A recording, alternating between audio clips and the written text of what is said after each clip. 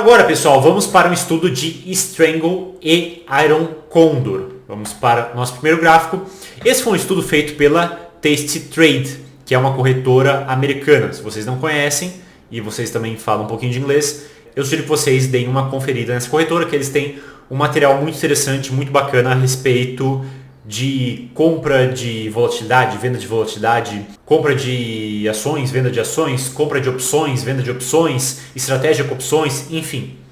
E nesse estudo que eles fizeram, com 262 ocorrências ao longo de 5 anos, nós podemos observar que a venda de strangles a um desvio padrão com 45 dias para o vencimento, que é meio que o padrão que eles gostam de fazer, e também com um manejo 21 dias antes do vencimento, ou seja, eles vendem um strangle a 45 dias antes do vencimento e recompram esse strangle a 21 dias antes do vencimento. Então, só para vocês entenderem a estratégia.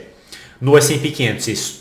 Vocês podem ver que, na maioria das vezes, esses strangles vão ter um retorno positivo, que é ali 83% das vezes. E 17% das vezes vão ter um retorno negativo.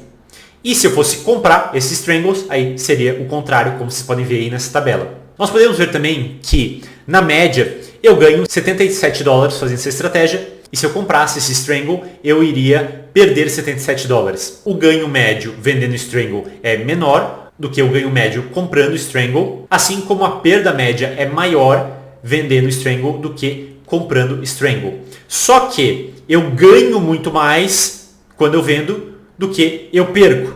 Isso faz com que a estatística esteja a meu favor. Então vocês podem ver que o lucro no final desse backtest é de $20.333 vendendo strangles e é menos 20.333 comprando strangles. Ou seja, a venda de opções tende a ser uma estratégia lucrativa. Isso não é só no SPY, isso é também no Nasdaq, é no Russell 2000, isso acontece também em ações, ou seja, a venda de volatilidade, a venda de seguro tende a ser uma estratégia lucrativa.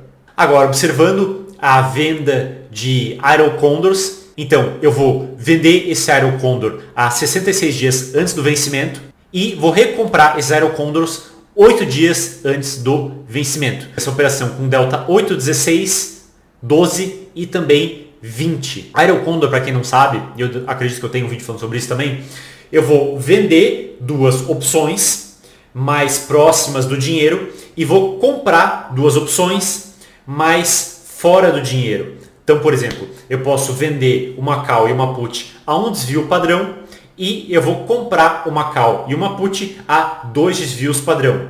Se o mercado ficar nesse meio aqui, não tiver um movimento forte nem de alta e nem de baixa, eu vou ganhar dinheiro com essa operação. Ou seja, é outra operação de venda de volatilidade, só que quando houver um evento de cauda, seja uma alta muito agressiva ou uma baixa muito agressiva, eu não vou ter uma perda tão grande quanto o strangle. Ou seja, as minhas altas vão ser modestas, as minhas perdas tendem a ser maiores do que as minhas altas, mas as minhas perdas não serão tão grandes quanto se eu estivesse fazendo uma venda descoberta. Descoberta no sentido de eu não vou ter nenhuma put comprada ou nenhuma call comprada para proteger esse movimento de cauda, tá certo?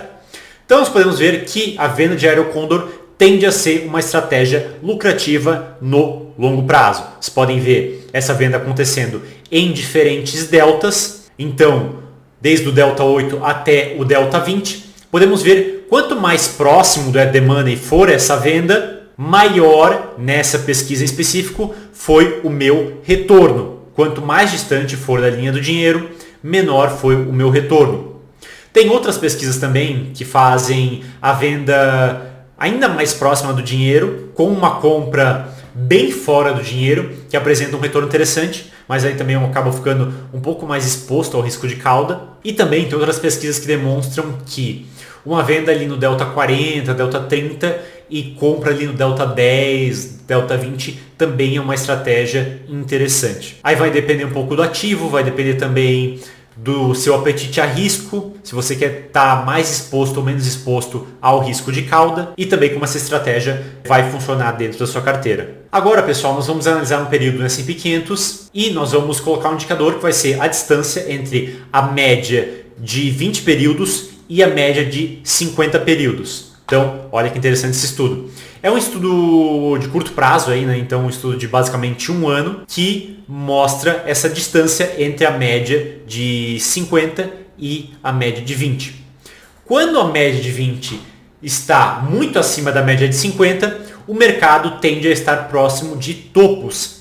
E quando a média de 20 está muito abaixo da média de 50, o mercado tende a estar próximo de fundos. Não é um indicador perfeito, não é uma bala de prata, mas percebam que, novamente, a compra de fundos, a compra na baixa e a venda em topos, a venda na alta, tende a ser uma estratégia interessante. Por mais que nós não vamos saber exatamente onde vai ser o fundo e exatamente aonde será o topo, mesmo nós não sabendo isso, nós utilizando indicadores extremamente simples como uma média móvel ou então como o IFR ou outros indicadores, nós conseguimos mais ou menos adivinhar onde está o fundo, ou que esse fundo está próximo, ou aonde está esse topo, ou que esse topo está próximo. Estamos chegando próximo a esse topo. E aí, quando nós estamos próximos desse fundo, nós compramos, e quando nós estamos próximos desse topo, nós vendemos.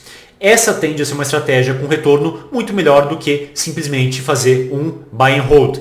Isso até em índices que sobem muito, como o S&P 500. Agora, quando nós falamos em índices europeus, ou então o Ibovespa, ou outros índices brasileiros, que são índices que nas últimas décadas tiveram um retorno muito lateral, essa estratégia acaba sendo ainda muito melhor. E aqui uma tabela mostrando o resultado dessa diferença entre a média de 50 e a média de 20.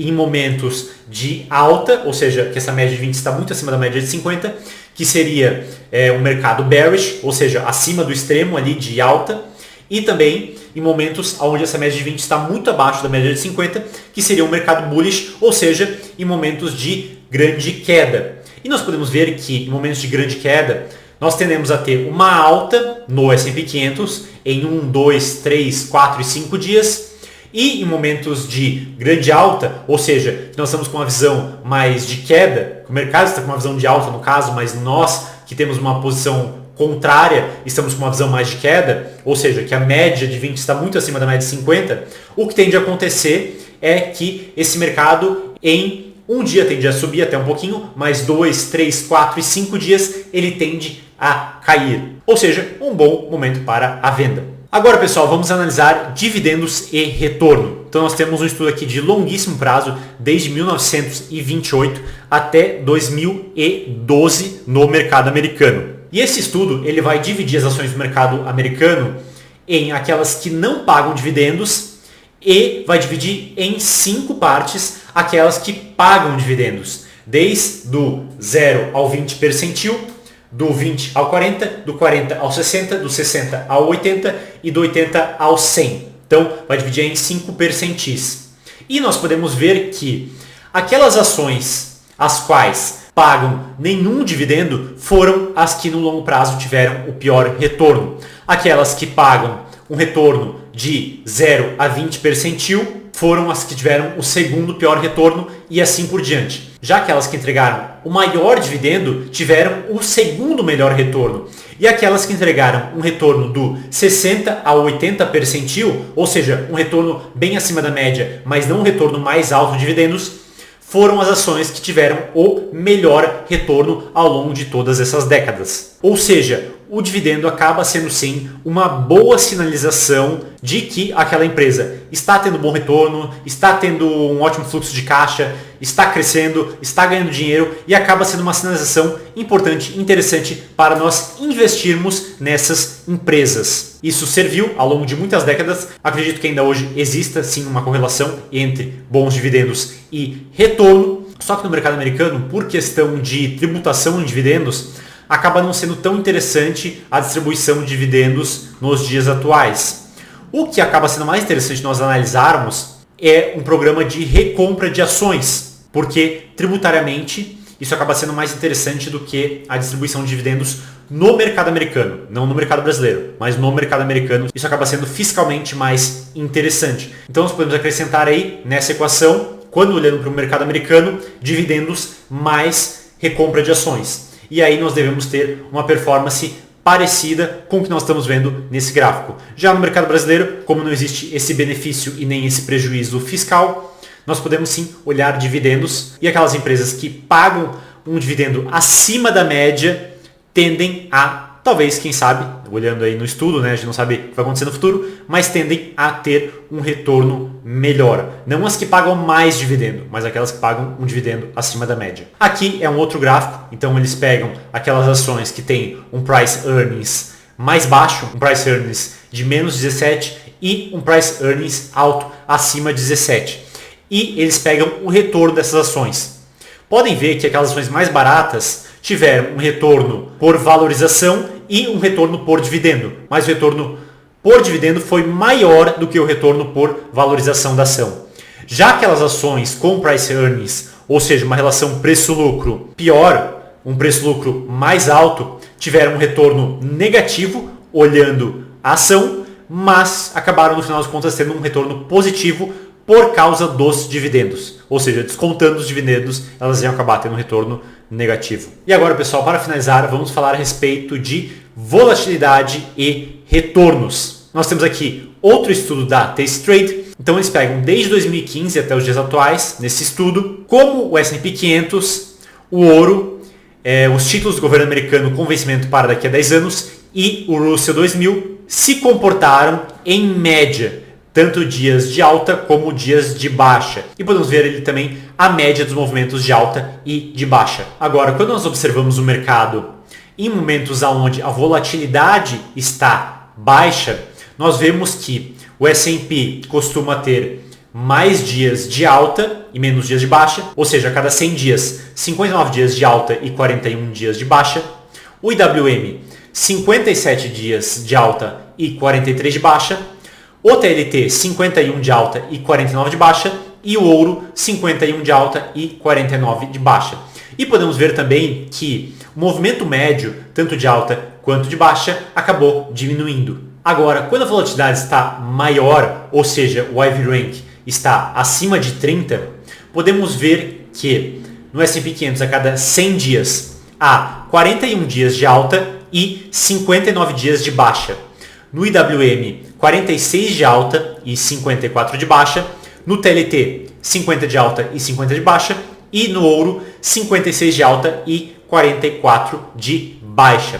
Podemos ver também que, em média, os movimentos de alta e de baixa são maiores, ou seja, volatilidade maior. Então, pessoal, isso é para mostrar para vocês como, dependendo da volatilidade, nós conseguimos projetar se o mercado vai subir ou se o mercado vai cair. Se o mercado vai subir mais, vai cair mais, vai ter movimentos mais agressivos de alta ou movimentos mais agressivos de baixa, ou então vai ser um mercado mais lateral. E vocês podem ver também que o S&P e o WM, eles acabam flutuando muito de acordo com a volatilidade. Já o TLT, ele acaba sendo mais estável. Então, com a volatilidade alta é 50-50, com a volatilidade baixa 51-49 e com a volatilidade mediana 51-49. Ou seja, ele tende a ter um desvio menor de dias de alta e dias de baixa, independente do mercado. O ouro, ele tende a ter uma performance positiva na média, quando o mercado está com a volatilidade baixa e o S&P, o IWM, o Nasdaq estão subindo, o ouro tende a ter uma performance pior, ou seja, só 51 dias de alta e 49 dias de baixa. Já quando a bolsa está derretendo, o S&P está caindo, o ouro tende a ter mais dias de alta e menos dias de baixa, ou seja, acaba sendo uma proteção para quedas no mercado. Então, de acordo com a volatilidade, nós conseguimos prever mais ou menos os movimentos do mercado, tá certo?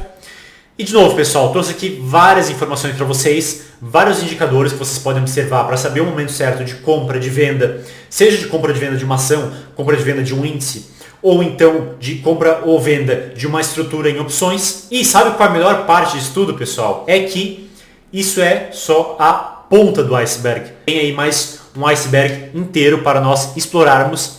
Nós conseguimos ir mais a fundo nesses dados, trazer outros dados, analisar estruturas um pouco mais complexas que podem te trazer um retorno muito melhor do que isso que eu já te falei hoje. Então, só aplicando essas estratégias, você consegue ter um retorno muito superior à média do mercado E se nós formos mais fundo nesse iceberg, vocês vão ver que essas estratégias ficam ainda melhores. Nós refinamos ainda cada vez mais essas estratégias, acrescentando outras informações. Essas informações que eu dei para vocês no vídeo de hoje, eu tenho certeza que 99,9% dos cursos pagos que vocês fazem por aí na internet não entregam para vocês um conteúdo com essa qualidade, tá certo?